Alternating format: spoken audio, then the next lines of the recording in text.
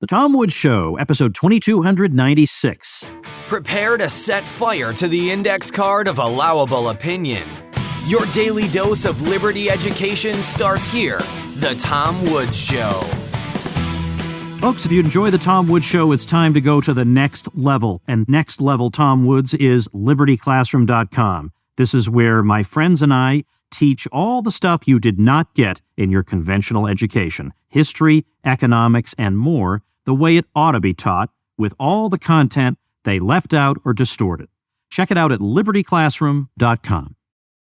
Hey everybody, Tom Woods here. Michael Malice is back. We're going to talk more about his book, The White Pill, A Tale of Good and Evil. I'm going to post on the show notes page, tomwoods.com/2296, links to our first two conversations about the book.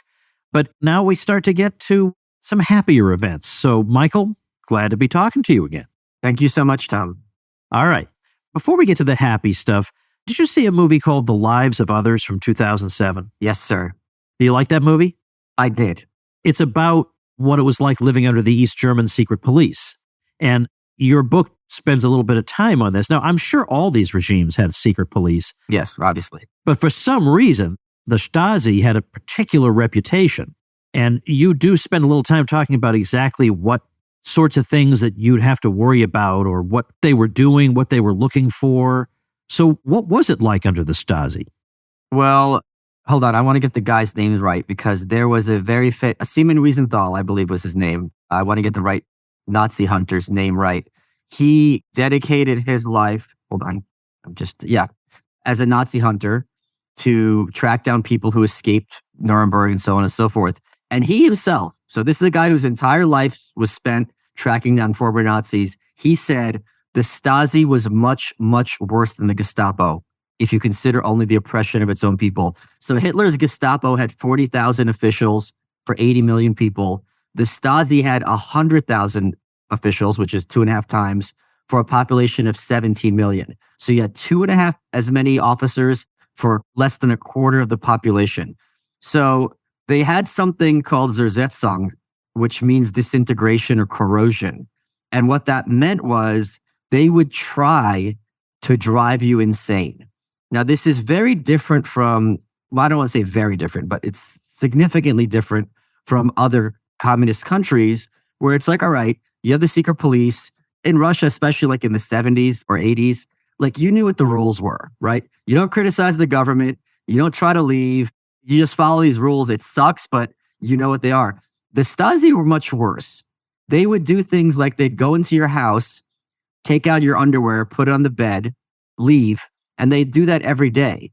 And at a certain point, you're like, all right, this isn't a burglar, but then who's doing this and to what purpose? Or they'd make it a point for you to be seen talking to your boss, or they'd slash your tires to your bike or your car, more likely your bike, let's be honest, day after day after day. So the techniques they used were far more insidious. It was mind games. It was gaslighting. What they would do is like, let's suppose there's some organization dedicated to some semblance of liberalism or even something vaguely political that would have been acceptable to the East German regime. They would infiltrate it, have the guy say, need a violent revolution. He'd be denounced, but then they could all be arrested for associating with violent radicals. So it was really so much more sinister. And the fact that it was taking place so recently as compared to the worst of, let's say, Stalin's atrocities is something that I think occupies a unique position in the history of these communist regimes. And there's something else I want to discuss, which is something that I don't think is widely known. It wasn't known to me. Matt Welsh is the one who told me about it. There's a book called The File by Timothy Garton-Ash. And the point is, after Germany got reunified, the Stasi files were made public, or largely public. I'm sure they kind of ran it through some classification thing. Meaning, if I was under surveillance, I could go and find out what they knew and who was turning me in. And this was a moment that every former East German, or maybe even visitor to East Germany, had to ask themselves, do I want to know who was turning me in? And there's this one story which I include in The White Pill, which I've reread this part a dozen times. And each time it's like a punch in the stomach, where there's a woman whose job it is to kind of prep you for looking into your file. And a lady came in to find out she went to jail for several years because she had wanted to go to the West. And the woman sits her down, Frau Trumpelman was her name. And the woman finds out that the guy who had turned her in, she was still living with him. And just that morning, he wished her, have a nice day. And now she has to go back to that, finding out that he's the one who sent her to jail. And she just collapsed in Frau Trumpelman's arms.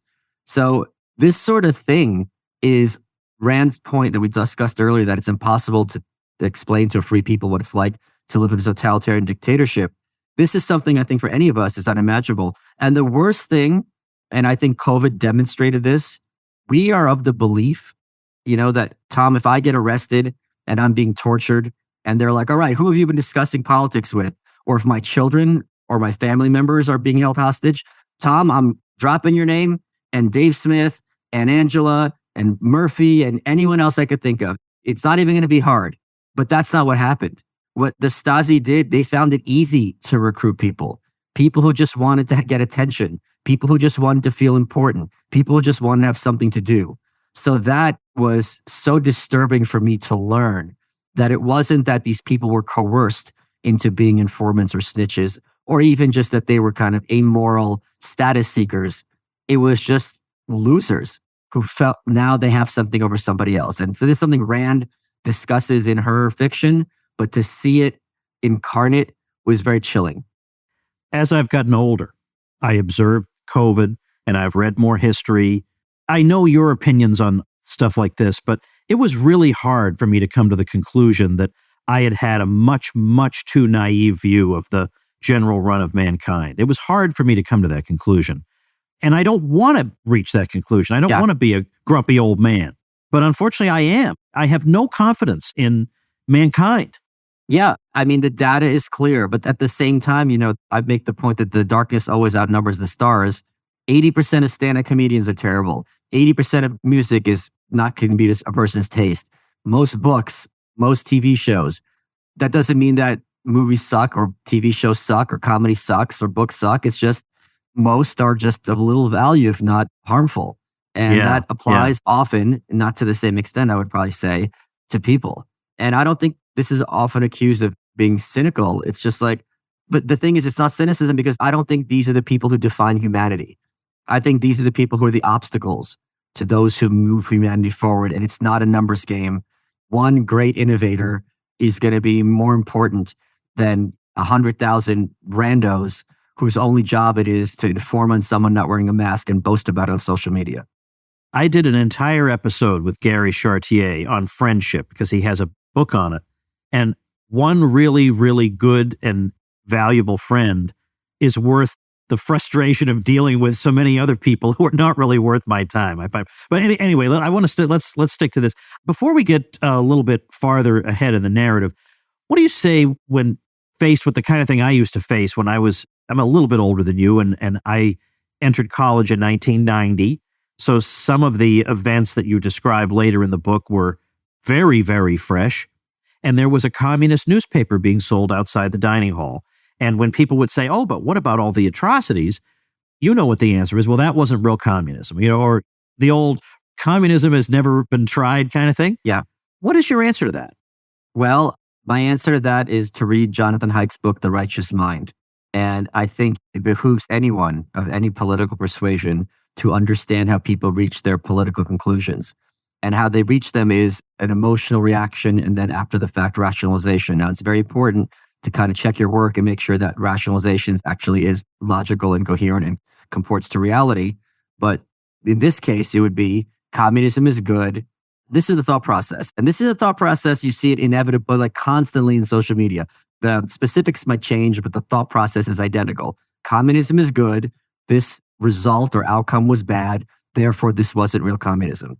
And you see it all the time when if you have a view that someone else is a libertarian does not like, well, therefore, it's not real libertarianism because libertarianism is good. Your view is bad. Therefore, it's not libertarianism. That's the logic. And when you realize this is how people think and sort out data and information and perspectives, it's liberating because you realize there's no one home and there's no real point to discuss things. It's the same kind of thing where the argument is Black people can't be racist because racism means being part of like a powerful elite and black people don't have political power, or even pretend that's true. Therefore, they can't be racist. And it's like, but this is just a semantic game. Are you going to say that black people can't be prejudiced? Okay, so fine, let's talk about prejudice. It's just really a complete non sequitur, but it also speaks to, okay, this person has an agenda. They have a conclusion that they want to reach. And anything that contradicts said conclusion is going to be dismissed or even mocked. You spend a lot of time in here talking about the relationship between Ronald Reagan and Margaret Thatcher. Oh, yes. Let's look at Reagan in isolation first. Okay. There are criticisms that people can make of Reagan about the drug war, or he didn't manage to cut spending as much as he should have, or whatever, stuff like that. He didn't cut spending. And that the tax cuts were eventually offset by other tax hikes and stuff like that. Yeah, no, he didn't cut it at all. If anything, he slowed the growth. He did, I think, slow the growth. But still, the budget had more or less doubled by the end. But having said those sorts of things, how would you characterize, let's say, the world historical significance of Reagan on the world stage? I think he was clearly one of the, would you say, big five presidents of the 20th century. Got to be. If you had the big five, it would have to be FDR, Wilson, Reagan, LBJ probably, and maybe Teddy Roosevelt. Like, I would probably guess those. Would that be not your names? Yeah, maybe Truman. Yeah. You could argue with a Roosevelt, but certainly those are the half dozen. Yeah, right. So, although that is almost all of them. But he did so many things to violently yank the Overton window to the right. It can't be overstated. And also, he basically taught Republicans how to win in a certain context. But I think all that is secondary. I think when you're dealing with something that is as positive as liberating half the world relatively peacefully, I am perfectly happy to look the other way in this context of the person's flaws or mistakes or even just evil things that they did and give credit where credit is due. Just like I had no problem giving Khrushchev, who has a lot of blood on his hands, credit for what he did in terms of de-Stalinization. You have to give Reagan and especially Thatcher credit for being like, just the way the chapter, I mean, so I'll spoil it a little bit. The chapter that sets up the Reagan-Thatcher relationship, he was sitting down in the late 70s, I believe, and he talked to his aide, and DeSantis just quoted this in his speech at CPAC. And Reagan sits down with his aide and goes, let me tell you my strategy for the Cold War. It's simple, and some might even call it simplistic. We win, they lose. And I think that's so beautiful to have a politician who has a goal of victory as opposed to like, look at climate change. Let's suppose you think climate change is really an existential crisis that's affecting the earth. What does your victory look like, right? Like when do you like, all right, it's a wrap? And they don't have an answer. It's kind of perpetual. But with this, he's like, yeah, we're going to win this Cold War because this is unconscionable, ungodly, and as he called it, and got a lot of pushback, an evil empire. And damn right. Yeah, no kidding. I don't see any problem with just stating something that is obvious to any reasonable person. Yes. The evil empire thing, the hysteria over that was absurd. It's interesting, especially given the way Reagan was characterized as being trigger happy. Yeah. That in fact, I think it's pretty well established now that he genuinely wanted to go down in history as a peacemaker. And he genuinely wanted nuclear arms reductions to the point where I think he may even have alarmed some of the people around him, the extent to which he wanted that. Well, he freaked out Thatcher. This was one of their big conflicts, which is he had this vision of abolishing nuclear weapons. He was the biggest, despite things like invading Grenada and certain saber rattling, in terms of the big vision, he really was dovish on a scale we hadn't seen in a long time. He wanted to denuclearize and abolish nuclear weapons. And Thatcher, there's just this great moment where she drops the mask and she goes, you can't uninvent nukes. And she goes, how do you know Gorbachev won't cheat? She goes, I would cheat. So it's just this great moment of, even though they're very much portrayed in popular history with good reason as these kind of ideological Siamese twins joined at the hip, they really did have a different worldview. He was much more an idealist than her. She was much more of a realist or even a cynic. And at the same time, it was very reminiscent of World War II, though, where you had FDR with the power of America behind him, and Churchill with, at this point, the British Empire was down to nothing. And basically Churchill had to take the back seat as FDR and Stalin became buddy-buddy. And it was the same thing here where Reagan and Gorbachev were basically dictating the terms, and Thatcher was very much by the wayside in many circumstances. And this drove her crazy, and understandably so. But the good thing is all three of them got a somewhat happy ending, although maybe Gorbachev less than the others. Reagan and Thatcher, I can't think of, since that time, a friendship between a U.S. president and a foreign leader quite like that one, unless I'm overlooking it. Well, I mean, Bush and Tony Blair with the Iraq War, nothing bonds two people as much as murder. But yeah, they very much made it a point of Thatcher and Reagan to play up their kind of political romance in public. And it was very sincere behind the scenes. Towards the end of her life, Thatcher would always carry it around in her suitcase wherever she traveled, a black outfit, just waiting for the day when Reagan, who had been struggling with dementia, would pass so she'd be ready to go to the funeral. So he really and her, they were soulmates in many ways. But it was also like what I was happy to describe in the book. I was kind of surprised that no one conceptualized this earlier. It was also like a buddy comedy, like Rush Hour, where you have these two mismatched characters and they have to make it work, even though they're completely different from each other. So they were very, very different personalities, but they had a similar, if not identical, vision. And that dynamic between the two was very productive, but often hilarious. What would be an example of something? Because they didn't always see eye to eye. And sometimes, as you say, with Grenada, Reagan did not run that by her. He just did it. And it was because he said he was afraid she would say no. She probably didn't find that particularly amusing. But he never confessed that to her. He lied. Oh, that's true. That's true. Yeah, he lied to her face, and later admitted to his aides that he was lying to her. Basically, for people who don't know, Grenada was part of the Commonwealth. They had it's a tiny little island. They had a communist takeover or something like that.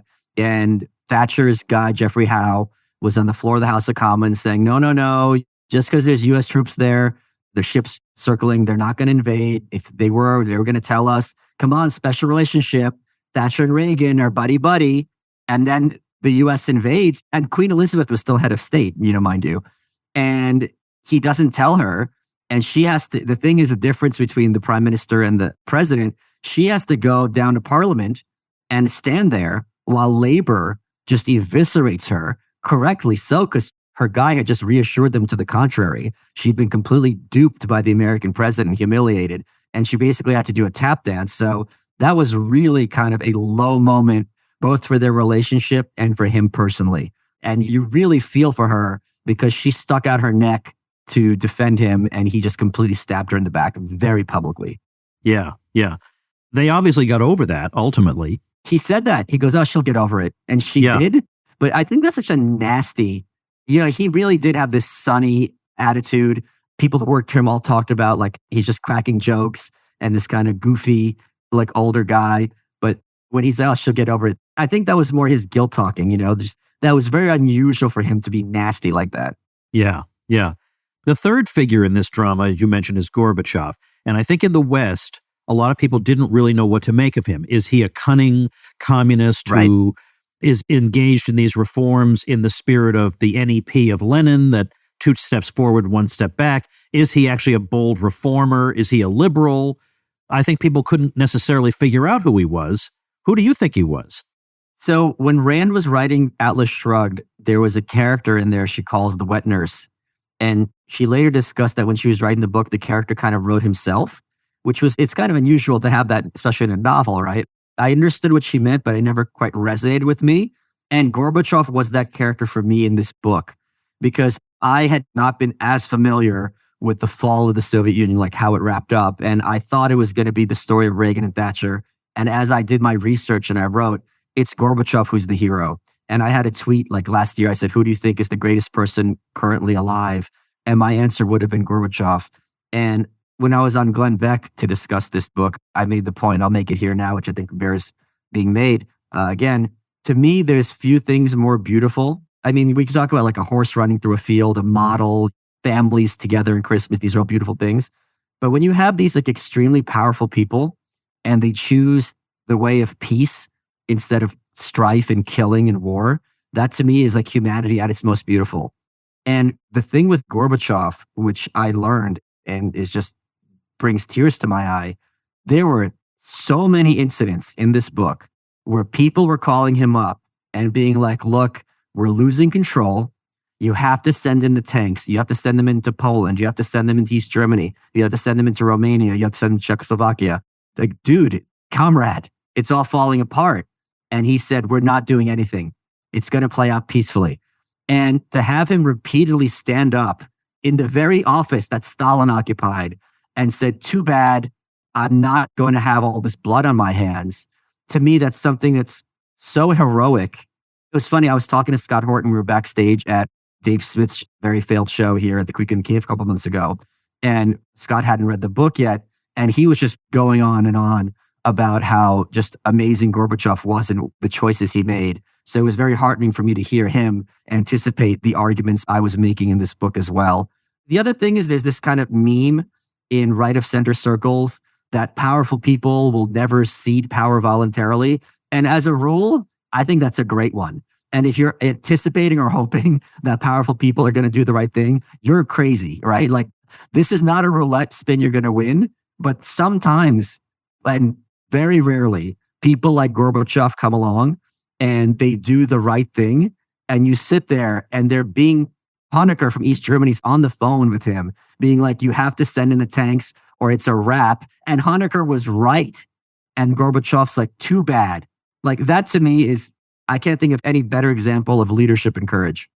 What do you think about the role of the so-called Strategic Defense Initiative, which was derisively called Star Wars, in all this? Because it seems to have alarmed the Russians, even though people said, oh, we could never develop that technology. And maybe it would have been a military-industrial complex boondoggle. Who knows? Oh, it's but the interesting thing is, wait, who knows? You don't know? You know. But the funny thing is the Russians didn't know. They genuinely were worried about it. So, this story of SDI, which was key to bringing down the Soviet Union and ending the Cold War and liberating half the world, is one of the most over-the-top comedic moments in history. And as I was researching and writing about it, I'm like, this is so great because it's so hilarious. So basically, Reagan had the idea of, well, let me take a step back. Thatcher made the point that you can't uninvent nuclear weapons. When you invent swords, someone else invents shields. When you invent guns, someone invents bulletproof armor. Technology will always advance to kind of render moot or less powerful the previous technology, right? So she's like, okay. And Reagan had the idea, like, all right, how do we abolish the threat of mutual assured destruction of nuclear war which will kill all life on Earth or practical life on Earth? And he's like, I'm president, like I have this opportunity to really take this sword of Damocles off the head of humanity. And he had the idea of Star Wars, right? And the premise was, if you have some mechanism, I think the most prevalent idea was like laser beams from space, satellites shooting laser beams. And I'm Gorbachev and I'm firing missiles. These lasers shoot the missiles and like explode them, but not nuclearly. And that will make sure that no one can nuke anybody else. And the technology for this is like ridiculous because basically what it is like, Tom, you shoot a gun at me and someone else shoots your bullet while it's firing at me, right? And I mean, to do this, I mean, it's just crazy, like to have the technology to do that. Like the impediments to that are just, especially with the speed at which these missiles are going, their size, it's just, there's so many obstacles to making this happen. And Reagan and Gorbachev met at Reykjavik, Iceland. It was kind of funny, actually, because they were like, okay, let's have a meeting. And it's like, do we want to meet in London, which is Thatcher's backyard, or Iceland? And it's like, let's do Iceland. So they're meeting in Iceland. And one of Reagan's aides later said, the only two people on Earth who thought this Star Wars would work were Reagan and Gorbachev. Like everybody else is like, this is ridiculous. And what was even funnier is Gorbachev thought it would work, or maybe he was like, well, we can't assume it won't.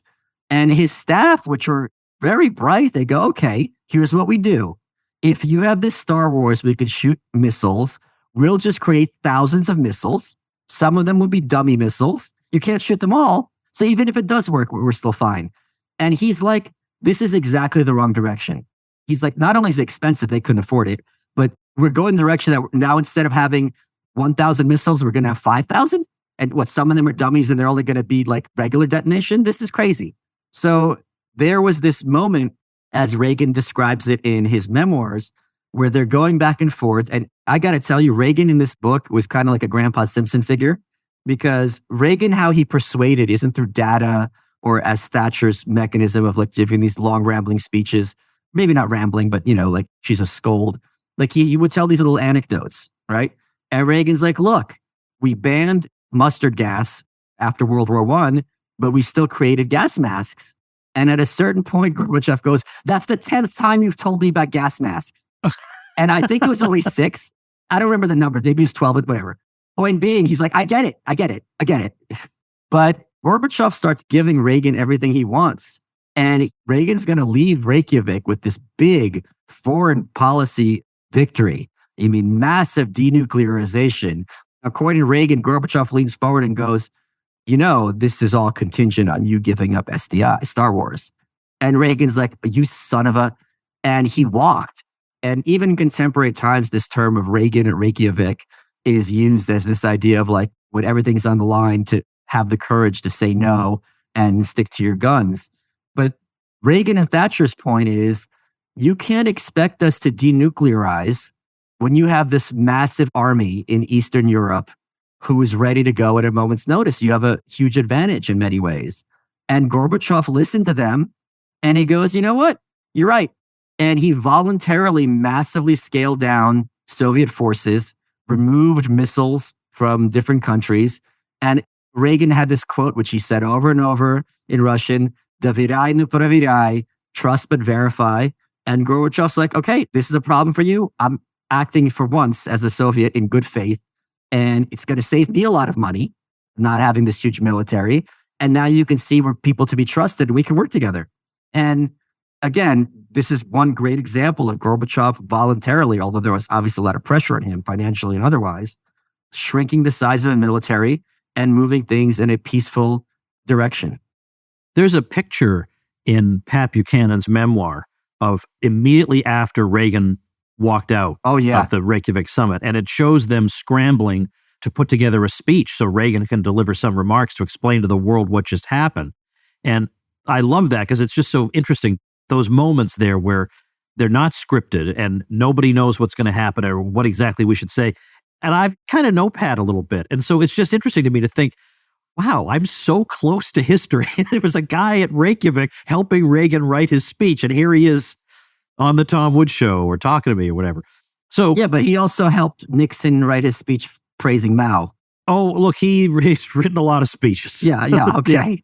No question. And he wrote a lot of Spiro Agnew speeches. That's for Spiro Agnew loved him. Like, this is my man. But anyway, all right, so the 1980s are the key decade here. Yeah. So there are stirrings in Poland at the beginning of the decade. And then, can we just talk about Poland for a minute?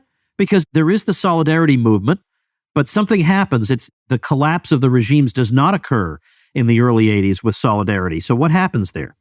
Well, it's this really great moment where there's so many little scenes in this, which I just, when you read them, they seem out of a movie. Do you know what I mean? And then you know that they're real. It's just kind of like chilling. So Thatcher's meeting with Lech Walesa, and Solidarity is this big labor movement in Poland. And they were banned for a while, but they were very popular. And then the Polish government's like, look, we have to basically co-opt them and get them to kind of validate the establishment. And it's much easier to work with them than try to kind of play whack-a-mole with these guys.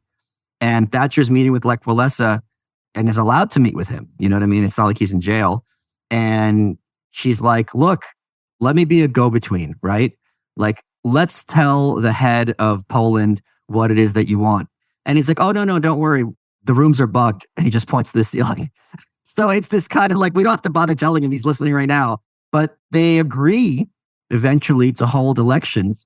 And the concern was, are people going to think these elections are illegitimate when everyone votes for the communists? Like, this was part of they were so out of touch that they were thought, all right, everyone loves us. They're going to vote us in again. It's going to look like a fraud.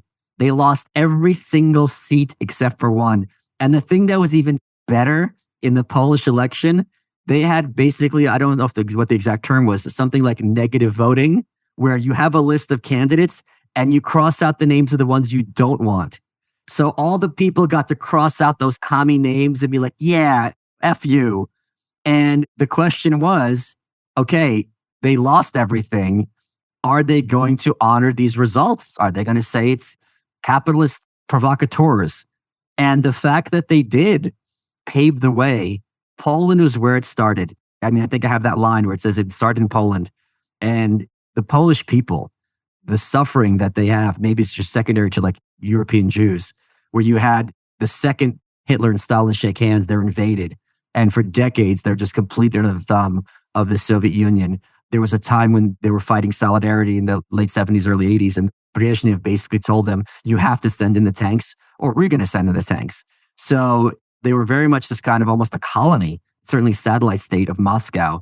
And the fact that it was Pope John Paul and his kind of prayer meetings and rallies in faith that held these people together and got them to see the revolution through to the end is, I think, something so just beautiful and something that so resonates through to this day in Poland, which I know is very much still a part of the Polish consciousness. The domino theory, such as it is, seems to have gone actually in reverse in 1989, that it wasn't the dominoes fell to communism, they fell away from communism. So in 1989, what was the first crack that appeared in the edifice? Well, I think it was absolutely the Polish, the fact that they allowed to have elections, they allowed Solidarity to put up candidates, and then other country, one after another, people. And the thing that was key, two things were key with Poland. One is the people who were opposed to the regime didn't suffer retribution. They were legitimized. But two, that the Russians didn't do anything about it, which was a violation of what the Brezhnev doctrine was, which kind of been codified in 1968, when there was something called the Prague Spring. There was this kind of liberalization movement in Prague, in Czechoslovakia, and they were invaded by several other communist countries. And the argument was, if any country starts to lose the gains of socialism, the gains, Tom, the other socialist countries have a duty to basically make sure that doesn't happen.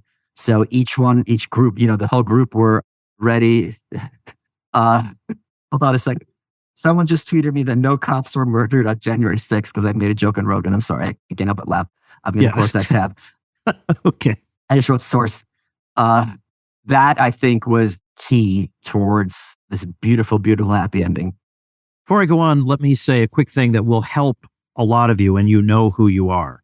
If you are in business and you're getting buried by your competition online, then build your brand, your reputation, and your lead flow with digital marketing by Persist SEO, our great sponsor.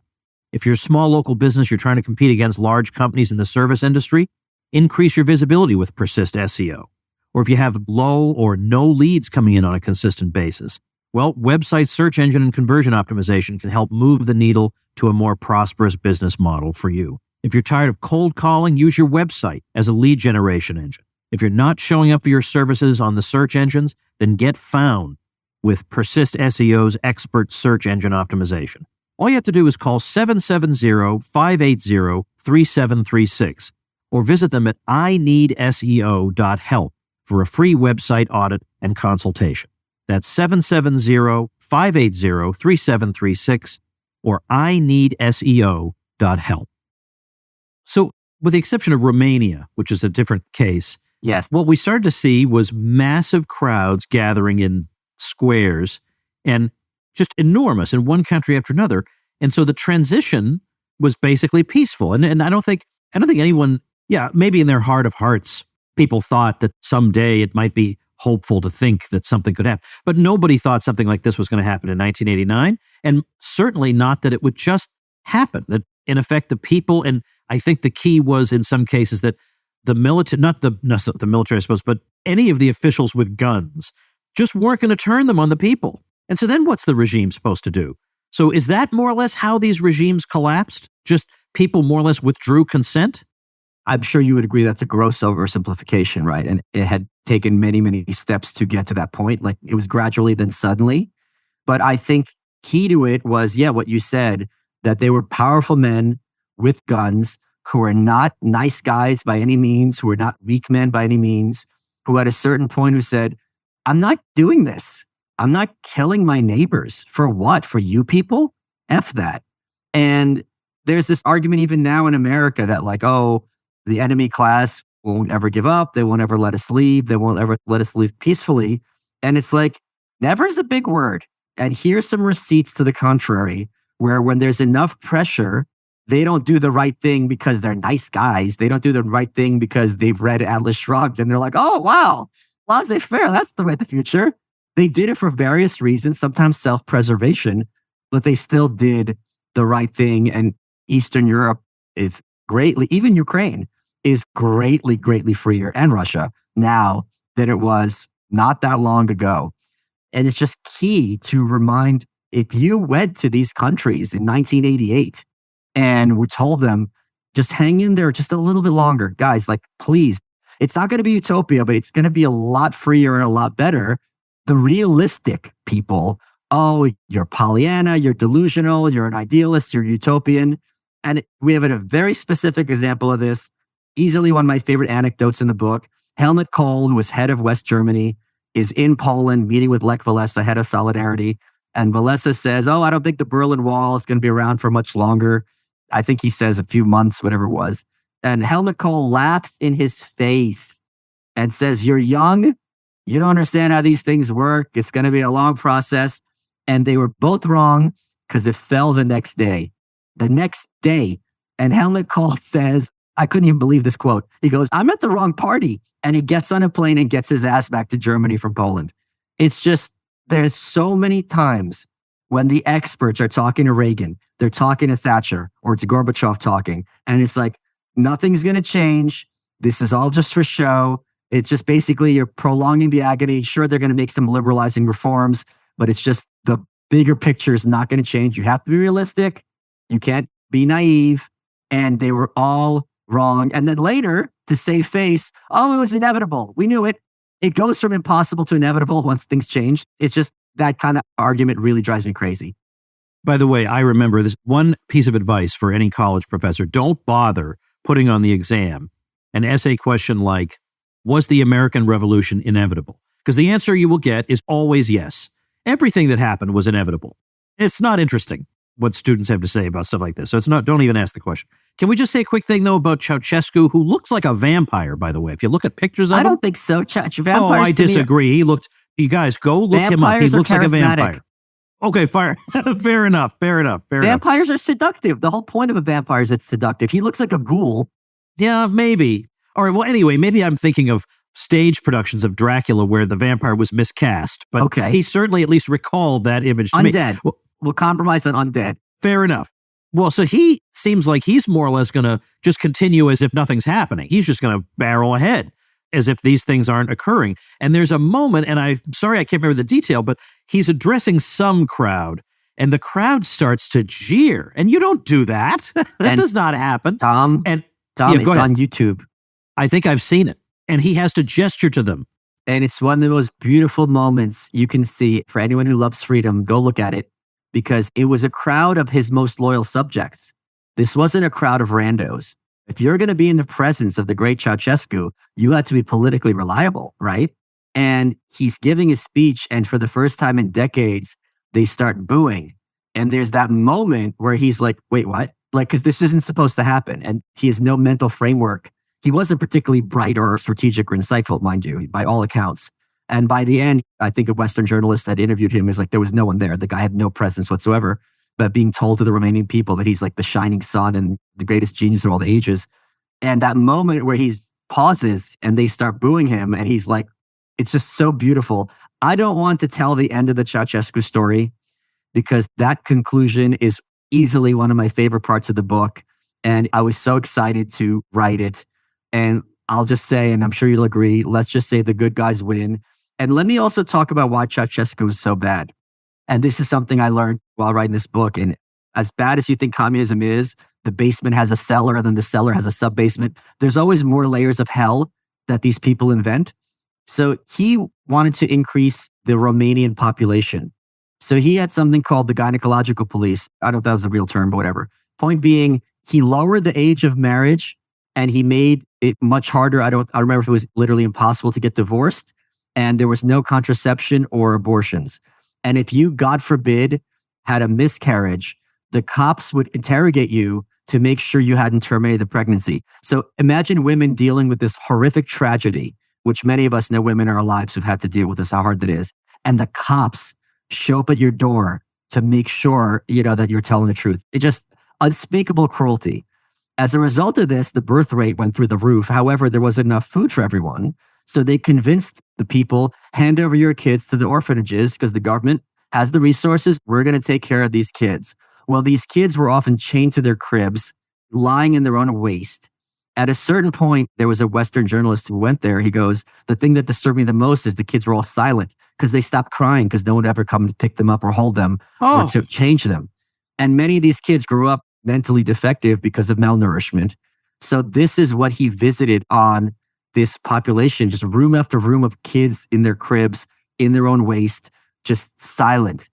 This kind of thing, again, when people think of the nature of evil, we think, okay, you got to go to school. You have to be told Ceaușescu's great. You have a crappy job. You have to wait online for bread. That is a utopia compared to the reality of the Romanian regime. Were he and his wife executed by firing squad? Well, don't spoil it. I told you I don't want to spoil it. Well, okay, but I have to wrap up the episode at some point. You can wrap up the episode that we have a happy ending for the Romanian people. Okay, fair enough. Fair enough. Yeah, we'll say that. And can we also wrap it up? Just, I have a mailing list, as you know. Okay, it's not a secret. secret. Spoiled it. I'll say the line. She turns line. to him, Elena, who was even more evil than Nikolai, and she goes, Nikolai, they're going to shoot us like dogs. And they put him up against the wall and they proved that bitch right. And it was just a great, great moment in history. Just these evil, evil people getting justice. Here's where I want to end it, because I know this is one of the motivators behind writing this book. I have a mailing list, and sometimes people respond to my emails, even though they're like a mass email, but sometimes people write back to me. And I can't answer you generally. I can't, it's too many. There's nothing I can do. Sometimes I try here and there to answer a few of them. But what upsets me so much is how black-pilled so many people are. Like every time I try to point to a little victory we've had, they somehow have to turn it into a defeat. Or, yeah, sure, even though the so-called public health establishment wanted to impose vax mandates on every corner of the globe, and somehow we prevented them from doing that, we can't consider that a victory? What? Get bent. How is that not a victory? So what I like about the book, of course, is that it reminds us that even with things far, far worse, you cannot rule out the possibility that we win. Sometimes we do win. It can't all just be grinding your face in the dirt and assuming everything's going to work out the worst possible way. It doesn't. It doesn't have to. Because they're not omnipotent. Like, how do you find these people so unstoppable and so impressive that victory against them is always impossible? Like, sit down and tell me with a straight face that the forces behind Kamala Harris and John Fetterman or Lindsey Graham, that these are like, well, we can't possibly stop these guys and the forces behind them. Are you crazy? I mean, it's such an absurdity to me. Now, I'm not saying it's easy, and I'm also not saying utopia is possible, but progress certainly is. Victories certainly are. But I think a lot of people are so given into cynicism and the idea of like, oh, none of this matters anyway. What's the point? And that's a really convenient strategy, you know. If you just think everything sucks, then there's no pressure on you to improve things in any meaningful way. And also that gives them a big incentive or encouragement to look at people who are making things slightly better, and whoever those people are, and to be like, oh, they're just being allowed to. It's just a facade. Things are always going to get worse in every way. But at the same time, how can you love liberty and say everything's getting worse all the time? Look at life expectancy. Hunger is not an issue in America anymore. How many metrics are there where things have improved? So if this thesis that victory is impossible were true, life expectancies would, I know they decreased during COVID, but over the last 30 years, last 100 years, infant mortality, literacy, access to information, access to travel. I mean, I can rattle off, as can you and most people listening to this, dozens of metrics by which things have vastly improved, not just for Americans, although especially Americans, but for people all over the world. We're going to leave it on that note. It's a great book, as you can tell, just from our conversations, and you ought to read it. You're going to learn a lot. You think you know something about this stuff, and maybe you do, but there's way, way more you do not know that you're going to want to know. And it has been scrupulously and lovingly put together here in the form of The White Pill, A Tale of Good and Evil. I'll have it linked on the show notes page, tomwoods.com/2296. Thank you so much, Michael. Great talking to you. Awesome, Tom. All right, folks, before we wrap up for the weekend, if you read my email newsletter or you follow me on social media, you may have noticed that I rather enjoy travel. And I don't think that was true for me for most of my life, but over the past 3 to 4 years, I just can't get enough of it. I've been all over the place, visiting all kinds of interesting countries, cities, attractions of all kinds, and I just absolutely love it. So I was very pleased to see that one of my listeners has created a travel site called theblueberryway.com, and it's a site that combines language learning with travel and destinations and tips for traveling with children, which is really important to master. If you're going to have a pleasurable experience, you got to keep those kids entertained. You don't want to go into this as a novice. You want to go into this with some knowledge so that traveling with children can be a pleasure rather than frustrating, frankly. It can be frustrating if you don't know what you're doing. But anyway, but beyond that, theblueberryway.com, all kinds of tips for traveling to various destinations, but also language learning. They actually teach English to people who don't speak English, but they also teach French and Polish, and they do so inexpensively with one-on-one lessons tailored to you. So check it out. You will not be disappointed. Check it out at theblueberryway.com. I'll put that on the show notes page for today. And of course, the folks at theblueberryway.com got their hosting through my link. And so I am very, very happy to give them this nice promotion. I love the site also. I just love it. It's right up my alley. So if you would like to get publicity for a site you're thinking of creating, before you start that site, check out the details at tomwoods.com/publicity. I do a bunch of things for you for nothing. Doesn't cost you one extra cent, but I will help get you going out of the gate. So the details again for that are at tomwoods.com/publicity. See you next week. Become a smarter libertarian in just 30 minutes a day. Visit tomwoods.com to subscribe to the show for free, and we'll see you next time. Like the sound of The Tom Woods Show? My audio production is provided by Podsworth Media. Check them out at podsworth.com.